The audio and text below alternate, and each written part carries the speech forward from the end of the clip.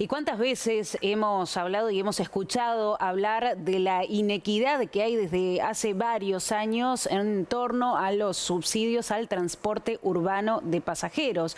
Inequidad sobre todo que desfavorece a las ciudades del interior del país y siempre la respuesta es que se intente buscar una solución de fondo. Y para hablar sobre este tema y para ver esas posibles soluciones ya lo tenemos con nosotros al secretario de Transporte de la Nación, flamante secretario de Transporte de la Nación, Diego Giuliano. Bueno, muchas gracias, buenas noches, gracias por estos minutos. Buenas noches, un gusto saludarlos, a toda la audiencia también, por supuesto. Bueno, una persona como usted que conoce bien de cerca lo que pasa en ciudades del interior, tal es el caso de Rosario, de Santa Fe, en donde parece que todos los meses tenemos el mismo inconveniente y no sabemos si vamos a poder utilizar el servicio. Sin duda que todos conocemos la situación que está viviendo el mundo y el país, pero fundamentalmente estamos observando un cambio muy importante en el ámbito del transporte. A mí me toca hace 2 días haber sido designado secretario de Transporte por el presidente Fernández y realmente es un gran desafío, sobre todo como santafesino, el de llevar adelante una política que tiene que ver con un cambio de paradigma en el transporte en función de las dificultades que ya se observaban antes de la pandemia y que por supuesto se agravaron luego del 20 de marzo del año 2020. Todos pregonábamos y luchábamos por subir más gente a los micros y esta era la tarea permanente de cualquier dirigente vinculado al transporte, al Consejo Municipal, los intendentes, los gobernadores. A partir de la pandemia justamente hemos celebrado protocolos con el objetivo de que la gente no se contagie y entonces la idea es mantener distancia, achicar el aforo en el micro, en el tren. Esto ha modificado completamente los números del transporte, como usted bien lo decía.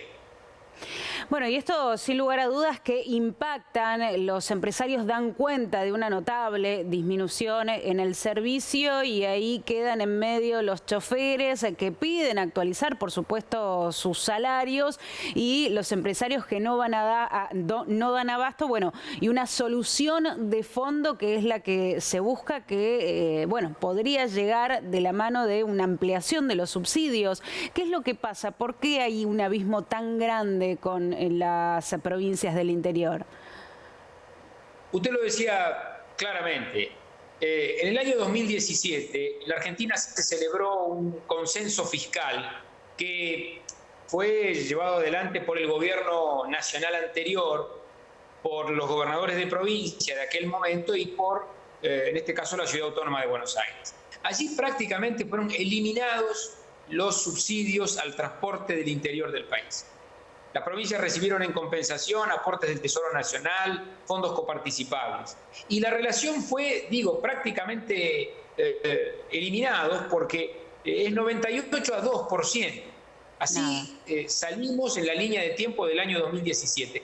Cuando asume el presidente Fernández, se dispone triplicar los subsidios al transporte del interior del país. Y el Congreso de la Nación fija una pauta de 20.000 millones para todo el interior del país. Ese es el fondo del interior y como usted también ha planteado, hay una asimetría clarísima con el transporte del área metropolitana de Buenos Aires que tiene una explicación. La primera es que el área metropolitana de Buenos Aires tiene un transporte de índole nacional que está regulado, controlado por el Estado Nacional, que conoce el trayecto, que da los permisos, los kilómetros recorridos, que establece o que conoce y controla el tema de la flota, el personal, porque es un transporte regulado por la nación, porque se trata de un ámbito interjurisdiccional. En el caso de las provincias o de las ciudades que tienen transporte público, todos sabemos que eso está regulado por la provincia o por la ciudad. Y entonces allí es que viene esa gran asimetría. Asimetría que, así como el Estado Nacional ha empezado a escalar en cuanto a la mayor participación del interior en los subsidios del transporte, de todas maneras resulta insuficiente y tenemos que trabajar muy fuerte con gobernadores y con intendentes municipales para lograr justamente mejorar estas condiciones. A ver, usted recién está asumiendo, por supuesto, que uno no puede esperar que este mes, el mes que viene, llegue una solución definitiva, pero por ahí escuchando un poco la situación da la pauta de que solucionar esta inequidad que hay puede llegar a llevar varios años debido, bueno, a los antecedentes que usted menciona con gobiernos anteriores y demás.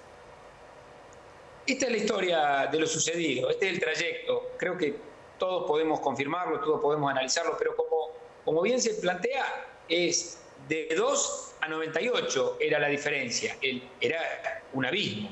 Hoy es de 85 a 15. Y la propuesta que se está llevando adelante, sobre todo con los gobiernos de provincia, es la de generar condiciones de debate, incluso en el Congreso de la Nación, para aumentar esta proporción. El Congreso es el ámbito adecuado, porque es el que dispone las partidas presupuestarias. Y sobre todo empezar a darle visibilidad a esta cuestión y pensar que el trabajador y la trabajadora del transporte ha sido quien durante la pandemia ha puesto el cuerpo a todo. Realmente, durante todo este tiempo en que nos quedábamos en casa, el trabajador del transporte, la trabajadora del transporte estaba de pie. Y cuando todavía no se sabía bien cómo nos contagiábamos, cómo era la manera en que se comportaba este virus tan tramposo como es el virus del coronavirus, el trabajador del transporte estaba ahí. Y por eso, por ahí pasa también un poco el enojo que ya tienen a esta altura los choferes. Por supuesto que es necesario atender ese reclamo.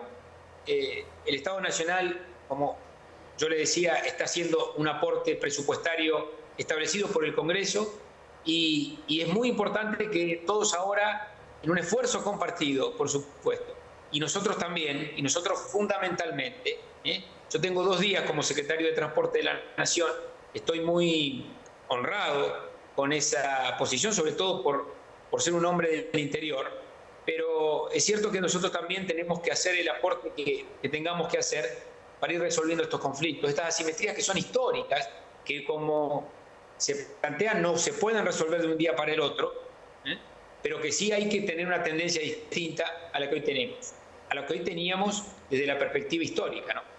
Bueno, esperemos que llegue cuanto antes esta solución y que no tengamos que estar con esta incertidumbre si va a funcionar o no va a funcionar el servicio de transporte mes a mes.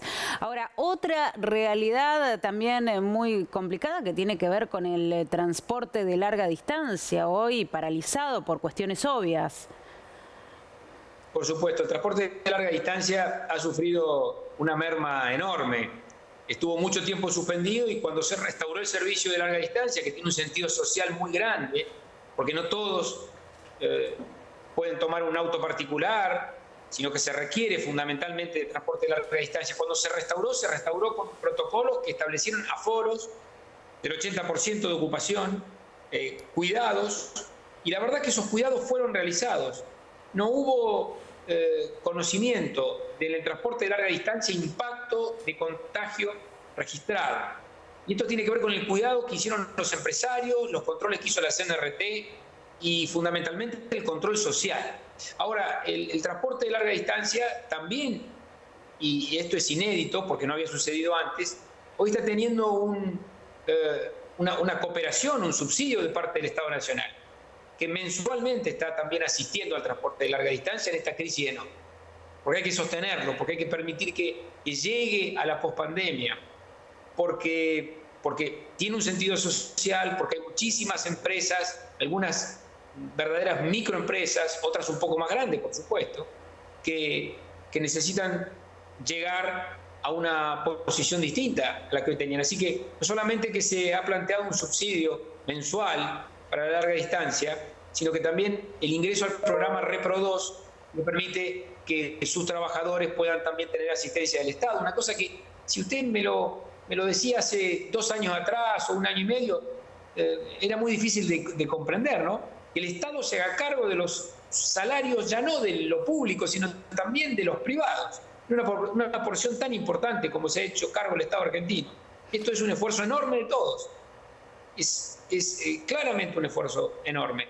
Y y vamos a seguir haciendo en la medida en que podamos llegar al escenario de la pospandemia. Es muy difícil todavía hablar de algunos temas, pero ¿tienen alguna perspectiva para el regreso del transporte de larga distancia? Si bien, por supuesto, depende de la situación epidemiológica y su evolución.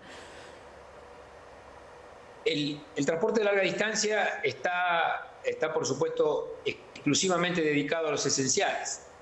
Y como todos lo conocemos, tiene que ver también con el comportamiento del coronavirus en cada una de las provincias y de las regiones de las provincias argentinas. Y esto es muy importante que suceda, por eso el Estado está asistiendo al sistema, porque no está pudiendo completar su objetivo, que es el de transportar personas en un país como el nuestro.